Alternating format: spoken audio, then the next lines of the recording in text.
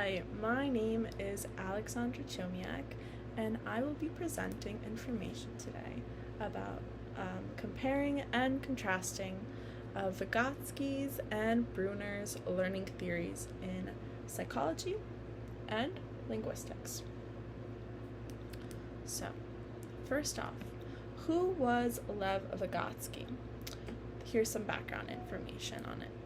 So Lev Vygotsky was a Soviet psychologist born on November 17th, 1896, and passed away June 11th, 1934. He was known for many concepts, including zone of proximal development, also known as ZPD, cultural historical psychology, and inner speech. ZPD, also known as zone of proximal development, was described as the comparison of what a student can do independently and what they're able to achieve through support of someone with prior knowledge to the subject and who was very educated in that subject. For instance, a teacher, an instructor, and more. Unfortunately, a ZPD did not take into account the specific learning needs of students, any type of background they had on a specific topic, and what motivated them as a student. As a psychologist, Vygotsky was recognized for his psychological development in children and language acquisition. So, where did he get all this thinking? He was influenced by many philosophers and psychologists like himself, including Kurt Lewin and his theory of topological and vector psychology, Ivan Pavlov and his theory of higher nervous activity, and Vladimir Bekhterev and his theory of reflexologist followers. So those were the main philosophers and psychologists that influenced his thinking. Now, who was Jeremy Bruner? Jeremy Bruner was an American psychologist born on October 1st, 1915, and passed away on June 5th, 2016, sadly. He was also known for many concepts, including cognitive development, developmental psychology, educational psychology, and, most importantly, creating the term called scaffolding. So what was scaffolding? Well, we'll learn about it more a little later. So in cognitive psychology, he did various experiments, including his study on value and needs as organizing factors in perception. We'll study on it. In developmental psychology, he created the term scaffolding.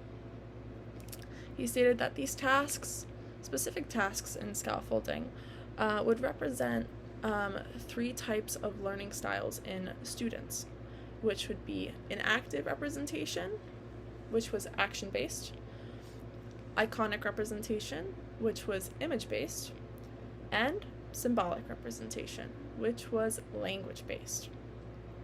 So, in educational psychology, he focused on three components, consisting of what did it mean to be uniquely human, how humans got to be unique, and how humans could become more unique. So he was researching all these different theories.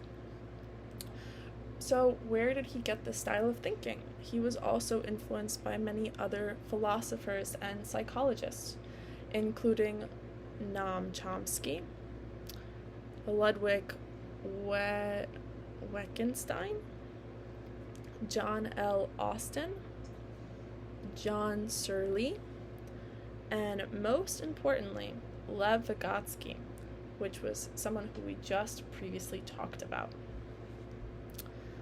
Next, so what were the similarities between Vygotsky and Brunner, the two psychologists we talked about.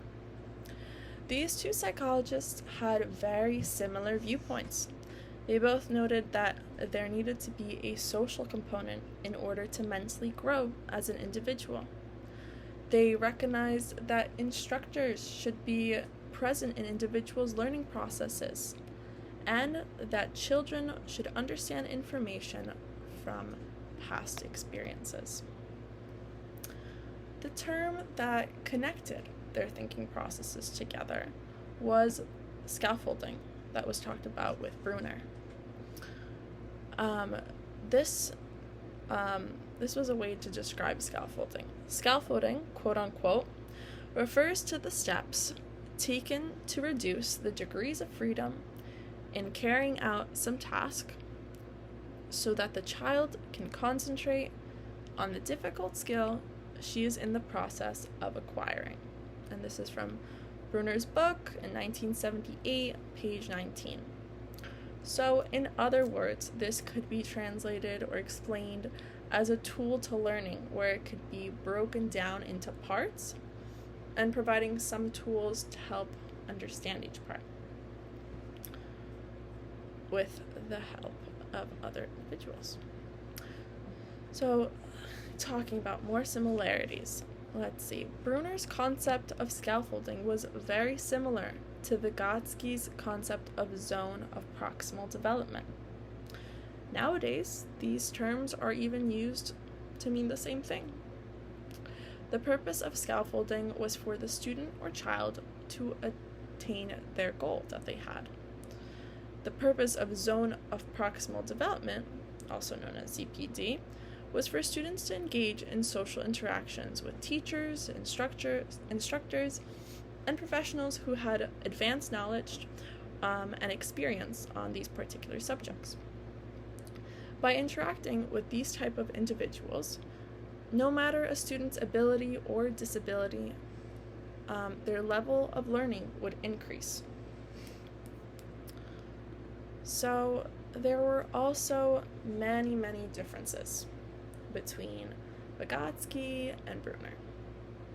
So, what were their differences? Let's see. They both recognized that instructors should be present, individually present in their learning processes. However, they had differences on how much guidance a student should receive.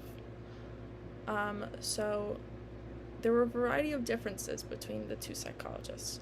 Vygotsky believed that students should be guided heavily by their teachers. He thought that if students learned too much information on their own, that problems would occur. He strongly believed that students learn better through assisted learning with an authority figure or a teacher that knows what they're talking about. Brunner, on the other hand, believed that students learn knowledge better when they learn independently and use the scaffolding method if the teacher would provide guidance and proper knowledge at the time that was needed, or if a student was confused. So, what can we know in conclusion? So, in conclusion, Vygotsky and Brunner believed that students should be guided by a teacher, instructor, or individual with more knowledge than them on a specific topic. They both agreed on the same principle, which was very important. Both of these psychologists agreed that a student should be guided in learning. This was implemented through the zone of proximal development and the scaffolding method. Nowadays, due to these two terms being so similar, like I said before, they are used to mean the same thing.